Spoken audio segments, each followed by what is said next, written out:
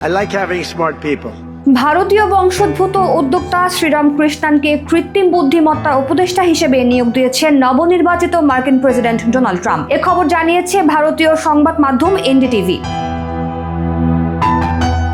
কৃষ্ণানের নিয়োগের বিষয়ে এক বিবৃতিতে ডোনাল্ড ট্রাম্প বলেছেন, সরকারের কৃত্রিম বুদ্ধিমত্তা সংক্রান্ত নীতিগুলো কৃষ্ণান নির্ধারণ করবেন। এছাড়াও প্রেসিডেন্টের বিশেষ উপদেষ্টা হিসেবে বিজ্ঞান ও প্রযুক্তি বিষয়ক কাজও করবেন তিনি। সাধারণ কর্পোরেট কর্মী হয়ে কিভাবে রাজনৈতিক যোগসূত্র তৈরি করলেন শ্রীরাম, এমন প্রশ্ন তুলছেন অনেকেই।